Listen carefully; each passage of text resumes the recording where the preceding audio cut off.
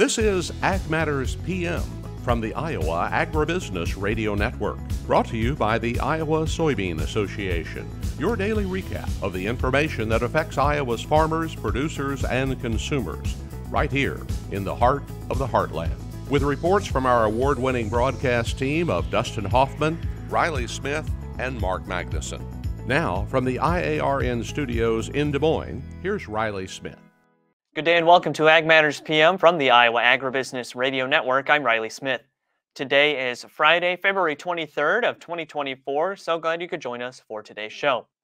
In today's episode, I have the latest Iowa Ag News headlines, including an exciting announcement, or a bit of a big announcement from the EPA on having year-round E15 starting in 2025. We have reactions from Iowa Corn Growers Association President Jolene Riessen on that. I also have a chat with the Iowa FFA Association President Holly Schmitt about National FFA Week. But as for right now, let's go ahead and take a look at the closing markets.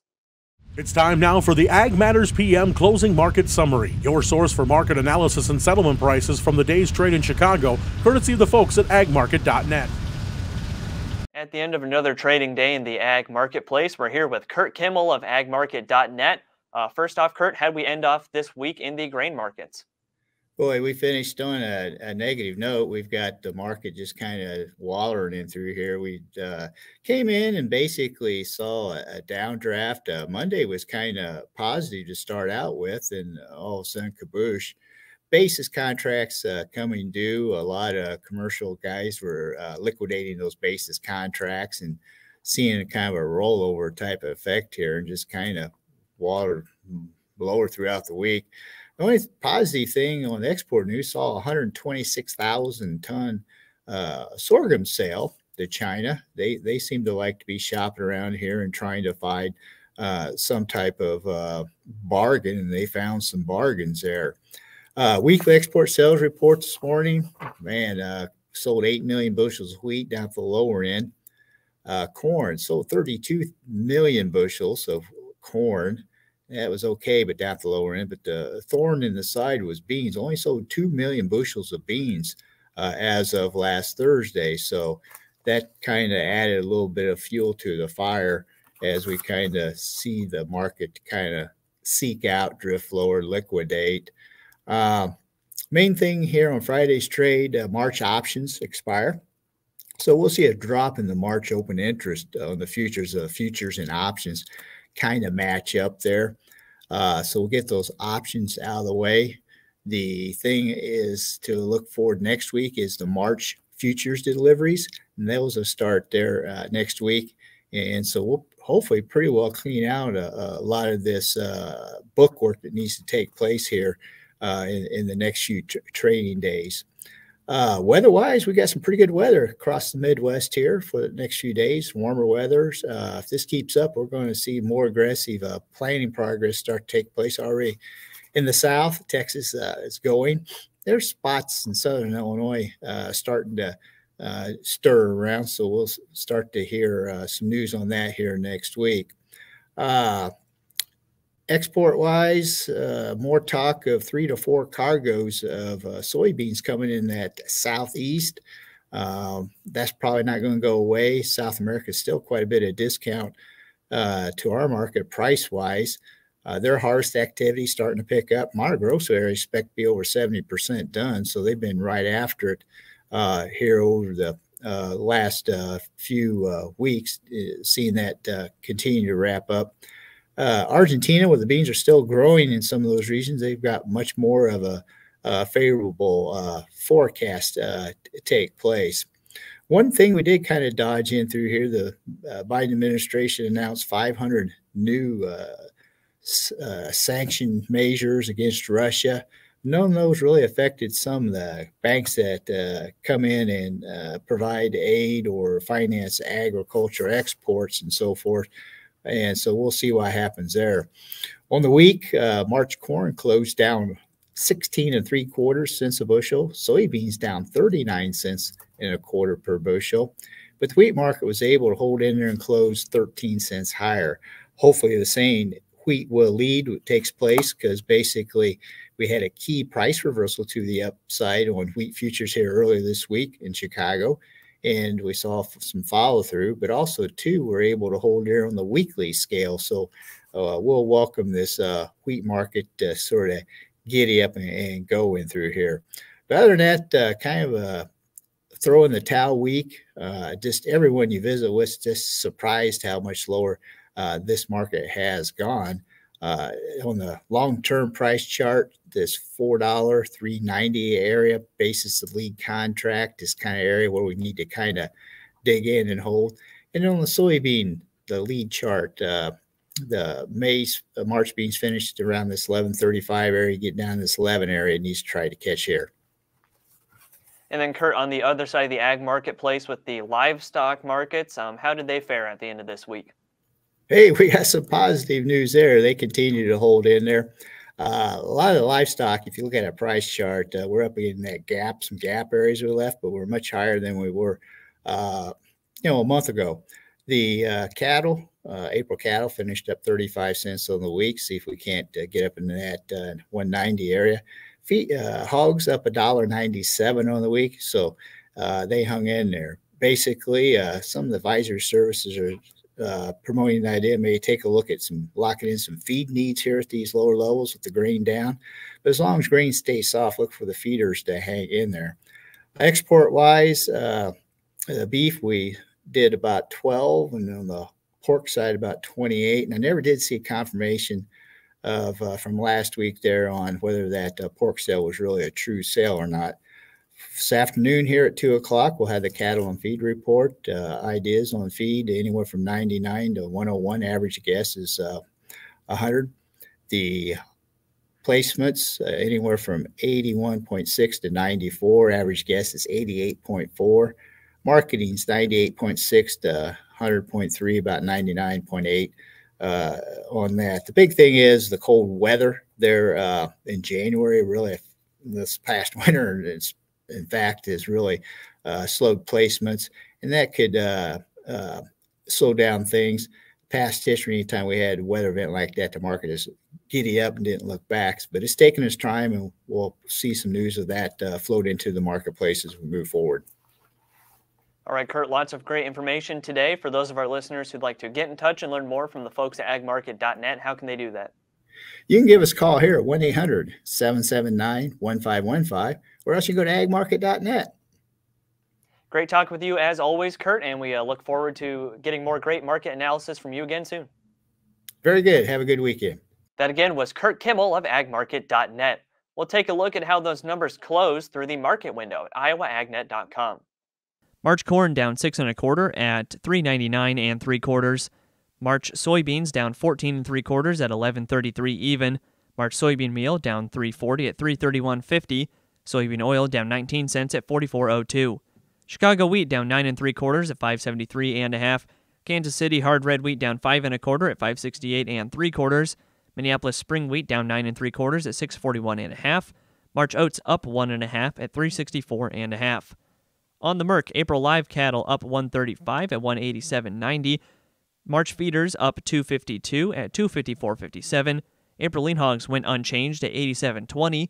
April pork cutout down 2 cents at 93.22. And March Class 3 milk up 16 cents at 17.29. And that's been a check of the markets here on Ag Matters PM. We're going to go ahead and take a quick break to hear from our sponsor, the Iowa Soybean Association and the Soy Checkoff. When we come back, I have the latest Iowa Ag News headlines. This is Ag Matters PM. Iowa Soybean Association is driven to deliver for Iowa's 40,000 soybean farmers. We're proud to provide objective agronomic research, a helping hand with soil and water stewardship, and timely industry news powered by the Soybean Checkoff. Learn more at iasoybeans.com. Welcome back to Ag Matters PM on the Iowa Agribusiness Radio Network. I'm Riley Smith. Time now to take a look at the latest Iowa Ag News headlines. The Environmental Protection Agency approved the long-delayed petitions from 8 Midwest governors to allow summertime sales of E15 in those states. Iowa Corn Growers Association President Jolene Riessen said this is great news, but the ethanol industry can't help but want a little more from the EPA. Exciting news, but then a little, take back on that. It's like, so why can't we get this throughout the United States? Why is it just, and I realize, we brought a lawsuit forward to to try and make this happen, but just a little disappointed. Happy, don't get me wrong, super happy that that they're agreeing to this, but a little disappointed that it didn't go a little farther. And then for it to start in 2025, I'm like, really? Because we've done this already. We've gotten waivers already for E15 during summer months, and you're still pushing us back a year. But well, I guess the games we play. And so I did see last night on the news that Governor Reynolds is going to put in for a waiver for this coming summer, so that we have E15 available. Because I'm just thinking, with our NASCAR race, and we're going to promote E15 rather heavily, it should be available to our drivers. That again was ICGA President Jolene Riessen. We'll have more coverage on this announcement next week. And we're almost at the end of National FFA Week, and members across the state of Iowa have been celebrating through all sorts of activities. In fact, the Iowa FFA leadership team has been traveling everywhere to visit as many of the local chapters as possible. Holly Schmitt, president of the Iowa FFA Association, gave us a rundown on how Iowa FFA members have been celebrating FFA Week this year. National FFA Week is being celebrated all over the state, all over the country, and many of the different activities going on this week center around the local FFA chapters. These members have been working all year on the different activities they've been planning, and some of those involve an Ag Olympics, where members kind of get involved and do some different agriculture activities that are like contests. They have Kiss a Pig contests, different community service opportunities. They can compete in their sub-district contests for their leadership development events or career development events. And something that the state officers are doing this year is, again, chapter visits to go out, meet students from all across the state, and kind of give them the experience of learning more about FFA, leadership, and teamwork in the classroom and then in their supervised agriculture experiences. National FFA Week started this past Saturday, and it runs all the way through this Saturday, the 24th, or tomorrow. Schmitt said her celebratory travels have even taken her beyond just the state of Iowa. So this week started off on Saturday. We had the Iowa FFA Foundation Gala in Ankeny, Iowa. And it was definitely a hit, raised a lot of money for agricultural education. And it was just very cool to see all these different sponsors come together to support our organization. Then Monday, I traveled to Bloomington, Minnesota, actually, which is right up by Minneapolis. And I got to celebrate FFA Week with AMPI, which is a milk co-op. They are a creamery. So I grew up on a dairy farm in Northeast Iowa, and they asked me to speak because that's where we sell our milk to. So I just kind of gave some regards about FFA Week and how FFA is, impacting the dairy industry. And today I traveled down to Shenandoah, Iowa, almost 5 hours away from Minneapolis. And I did some different activities with them today. I went to their Ag Olympics, heard some of the contests that they're practicing for district convention, and really got to meet a lot of cool members. This Friday will be spent at West Marshall, which is in State Center, and then the week will be capped off with some proficiency judging and the State Alumni and Supporters Conference in Ankeny. So lots of traveling, lots of business, but I wouldn't trade it for anything. While FFA is full of plenty of fun, members are also participating in contests to grow and showcase their professional skills. Schmitt said those leadership and career development events showcase just how well-rounded FFA is as a whole. I think FFA does a great job of preparing tomorrow's leaders. And the way that we're doing that are these career development events and leadership development events. Right now we're in leadership development event season. So students across the state, they're practicing their public speeches, job interviews, parliamentary procedure, their ag sales presentations. And I think to me that really just exemplifies how well-rounded of an organization the FFA is. You can get involved because you love agriculture. Maybe your mom told you had to join. Maybe your friends signed up.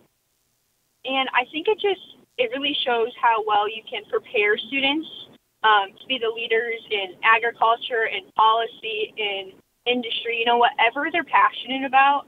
The FFA and the LDEs that they're competing in this week are going to be able to help them, give them opportunities to practice the skills they're going to use in any career path. And so for me, that means some of the LDs I did in high school were like job interview and public speaking. And those really helped me become a stronger speaker and a better interviewer too. Additionally, many young eyes will be on this week's celebration, and a lot of those young eyes will become FFA members in the future. Schmitt said she encourages those kids to take advantage of every opportunity presented to them, even if it's outside their comfort zone.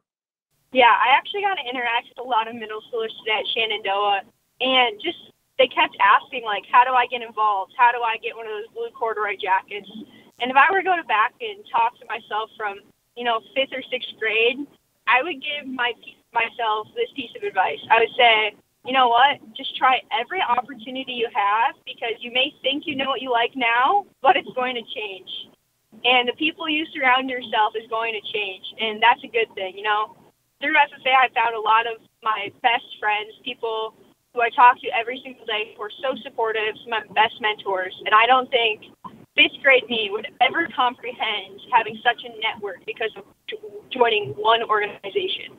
So I would say, give yourself the opportunity to grow in FFA and to fail, because sometimes we learn just as much from our failures as we do as our successes. That again was Iowa FFA Association President Holly Schmitt. For more on National FFA Week, visit iowaffa.com. And that's all we have for news headlines today, and that also brings us to the end of this episode of Ag Matters PM. You can find all of our content on our website at iowaagnet.com. Also follow us on social media at Facebook, X, LinkedIn, and TikTok, and find our video content as well as previous episodes of AM PM on our YouTube channel. Make sure you subscribe and hit the notification bell to see when those videos go live. Don't forget as well our free Twice Daily Market podcast on Apple, Amazon, Google, Spotify, and Podbean. From the Iowa Agribusiness Radio Network studios in Des Moines, I'm Riley Smith. On behalf of Mark Magnuson, Dustin Huffman, and Andy Peterson, we thank you for watching. This has been Ag Matters PM.